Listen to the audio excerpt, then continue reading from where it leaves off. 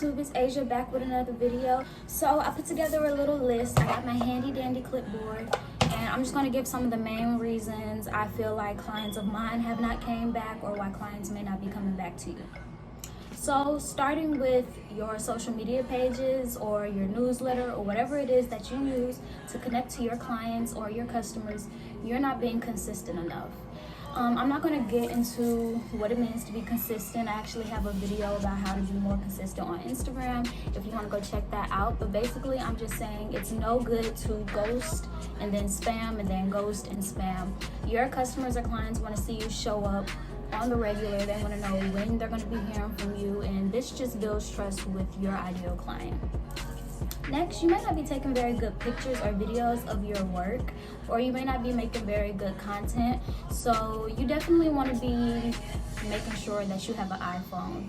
Like, that's really the bottom line. You need to be taking good pictures, and it's really hard to get good pictures on a lot of other phones and contraptions. I don't really know much about the other phones and contraptions. I've had an iPhone for the longest, but from what I know, from what I've heard, they take the best pictures. And as somebody who is doing lashes, doing hair, or whatever, you need to be able to showcase your work in an appealing way.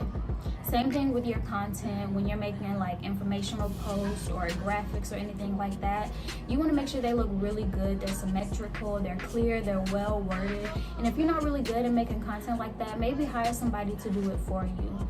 So the whole gist is, you just want your page, you want to represent your business in a very professional, eye-catching way. So take better pictures, make better content. Next, you may not be coming off as an expert or as somebody who is really taking this business serious. So what I mean by that is, you're probably not showing enough of your work. I always say that you should give a good balance between promoting yourself and giving value on your social media pages or just in general. So you definitely want to make sure that it looks like you are constantly working on your craft. You're constantly trying new things, and not even just looking like it, but you really should be doing that. So in the beginning, I know you may not have a whole bunch of clients and you're trying to build your clientele. So you definitely want to be taking models. Even if you don't have clients, you should be doing lashes or doing hair or whatever it is that you do. You should be constantly doing your service, getting good pictures, and constantly working on your craft, constantly getting better, and constantly showing your audience, I'm still doing this, I'm still doing this, I'm still doing this, I'm only getting better. If somebody comes onto your page and they're thinking, do I want to book with her, and they only see like 2 pictures of your work, shoot, even just 10 pictures of your work, that may not be enough to sell your service.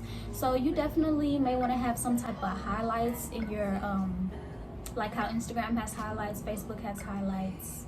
I think they're the only ones that has highlights, but make sure that you have a highlight like your client cam showcasing your work, and definitely make sure that you're posting your work enough without coming off too much promotion. Because like I always say, nobody really wants to come on the Instagram to be sold to all the time. Next, you're probably not talking to many people about the fact that you do lashes. So anytime that you're out and about, if lashes comes up, you should be talking about your business. If you can get lashes to come up, you should get lashes to come up so that you can talk about your business. You should always be trying to network and make people aware of what you do. If nobody knows what you do, or if you're not taking what you do serious enough, other people aren't going to either.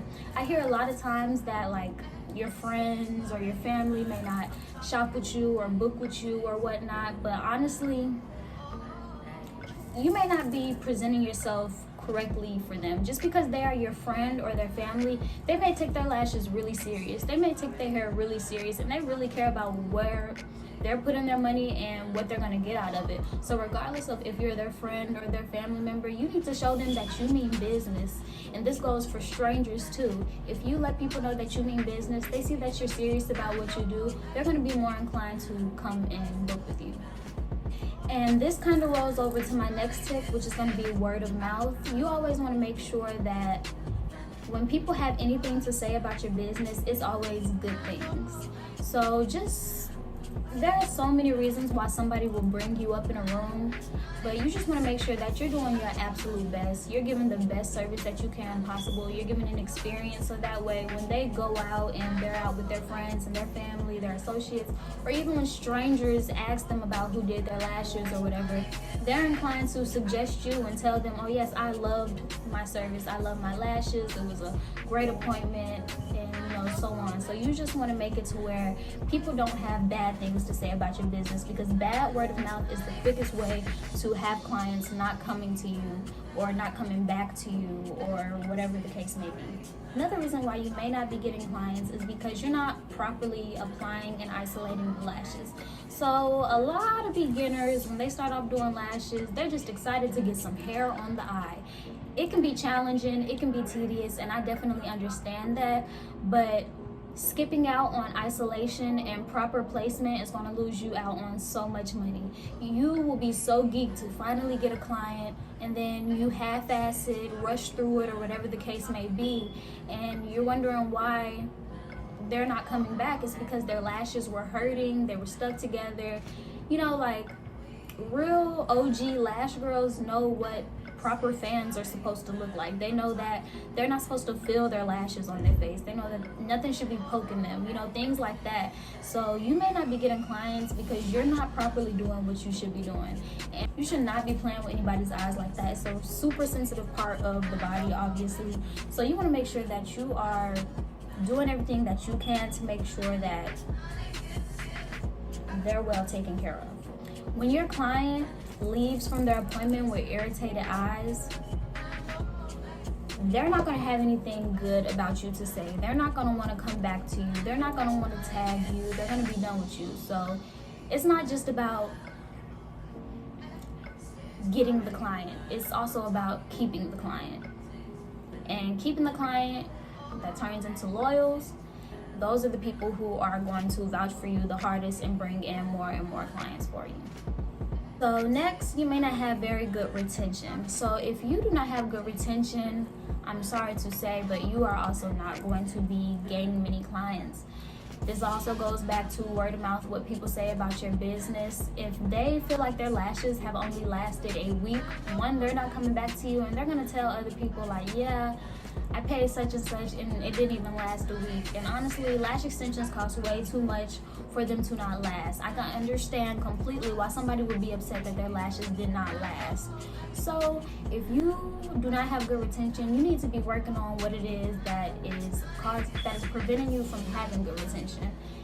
Your isolation, your placement, and your retention are going to be super huge factors in how your lashes are, period, how they are, what I'm saying, how they will look, how they will feel, how long they will last. All of that is going to tie into if your client is going to come back to you, if she's going to refer her friend or her family member, and so on. So definitely make sure that you have good retention. I also have a video on how to get better lash retention, so if you want to see that, I'm going to put the link in the description. My next tip would be not having a comfortable place to lash. So I know a lot of these tips are going back to that word of mouth, but word of mouth is so strong. What people say about your business will affect you hugely. So definitely make sure that your lashing area is clean, it's not cluttered. It doesn't have to be super extravagant. You don't have to go out of your way to spend a whole bunch of money on decor and things like that. And I know a lot of times some people don't even have the entire room or a studio or a salon or whatever the case may be to lash in.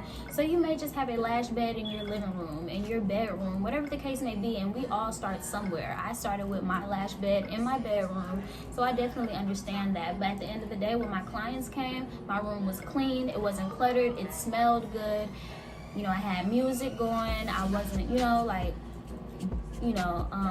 coming on too strong, I wasn't talking too much, talking too little, all of these things go into your client's appointment experience, and they're going to play a huge role in how they feel about your business, what they tell others about your business, and if others are going to come and book you based off of their close friends or family's experience.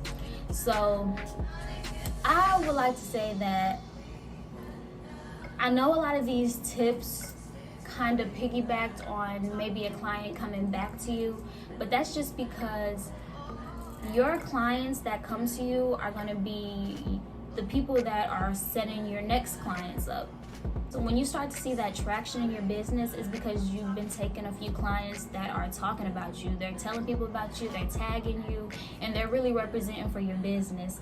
And that is the main way to get somebody to spend money with you, is them seeing that your service worked for somebody else. It made somebody else happy. They were happy with it.